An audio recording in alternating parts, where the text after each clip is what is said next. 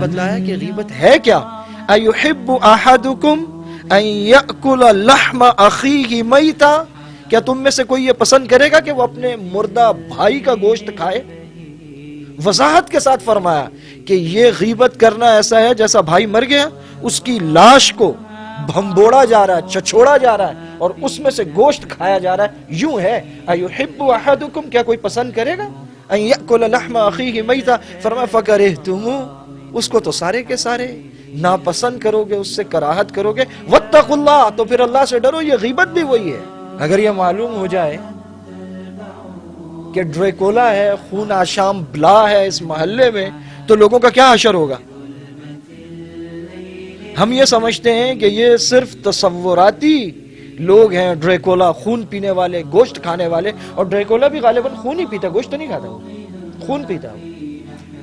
ہمارے ہر گھر میں وہ ڈریکولا ہیں جو صبح شام اپنے مسلمانوں کا، سکے بھائی کا، دوستوں کا، والد کا، والدہ کا، اپنی اولاد کا، اپنی بیوی کا، بیوی شوہر کا، ہم سب کے سب خون پی رہے ہیں، گوشت کھا رہے ہیں. جب پوری کی پوری بستی ڈریکولاؤں سے بھری ہوئی ہے تو پھر امن کہاں سے آئے گا؟ امن تو نہیں آ سکتا. یہاں تو 24 گھنٹے ایک دوسرے کا خون پیا جا رہا ہے. وہ گناہ جس کا ہمیں شعور نہیں ہے، ہمیں احساس نہیں ہے، لیکن وہ گناہ ہم مسجد میں بھی کرتے ہیں.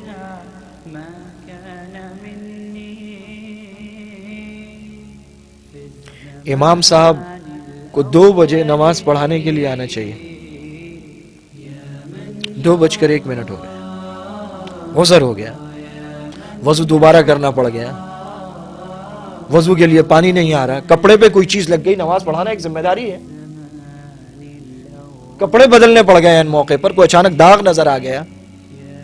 انسان ہے، کوئی مسئلہ ہو گیا، روبوٹ تو نہیں ہے. امام صاحب آئے 2:01 پر.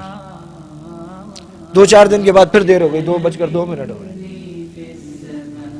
تیسرے دن دیر ہوئی تو پہلی صف میں بیٹھے ہوئے مقدس نمازی، امام صاحب تو وقت پر نہیں آتے،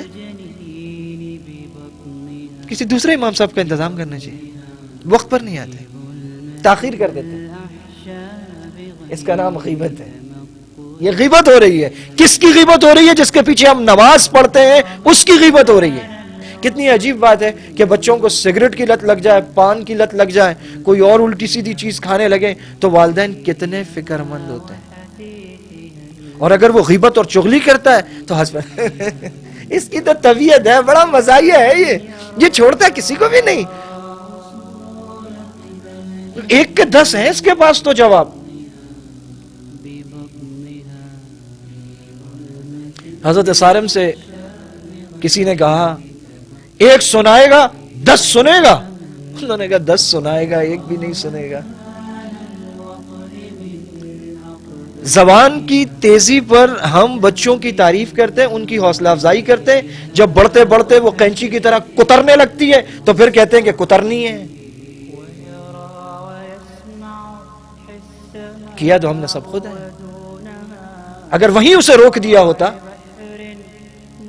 ایک ڈاکو کو جب پھانسی ہونے لگی نا تو اس نے اپنی ماں سے کہا کہ آج جہاں میں کھڑا ہوں نا اس کی وجہ آپ ہیں، آپ کی وجہ سے مارا جا رہا ہوں. اس نے کہا یہ تم کیا کہہ رہی؟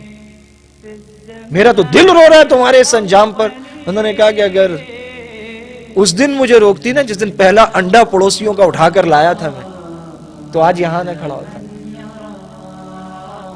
اگر وہیں پکڑ لی زبان اور کہا بیٹا خبردار، کسی کے بارے میں کوئی بات اس کے پیٹھ پیچھے کی، اسے غیبت اور چغلی کہتے ہیں، یہ گناہ کبیرہ ہے، یہ مت کرو، تب بچے گا. یہ پان سگریٹ والے کے پیچھے تو لگے رہتے ہیں کہ اسے بری لت لگ گئی ہے. یہ جو خون پی رہا ہے مسلمانوں کا، اور کل آپ کا بھی پیے گا، اپنے والد کا بھی پیے گا، بہنوں اور بھائیوں کا بھی پیے گا، اس لت پر کسی کو کوئی پریشانی نہیں. جب چاروں طرف معاشرے میں ڈریکولا جیئیں گے تو پھر امن کا خواب فضول ہے، امن نہیں آ سکتا، کیونکہ اللہ ناراض ہوتے ہیں. وہ چیز جو ہمارے ذہنوں میں نہیں، سانو گمان میں نہیں، کہ ہم کتنا بدترین گناہ کر رہے ہیں اور اللہ پاک کو ناراض کر رہے ہیں، آپ صلی اللہ علیہ وسلم کے امتیوں کی آبروریزی کر رہے ہیں. اور آپ صلی اللہ علیہ وسلم نے یہ بھی فرمایا، آپ نے فرمایا جس نے کسی مسلمان کو رسوا کیا مرے گا نہیں وہ، اس سے پہلے کہ اللہ تعالیٰ اسی عیب میں اسے رسوا کرے گا.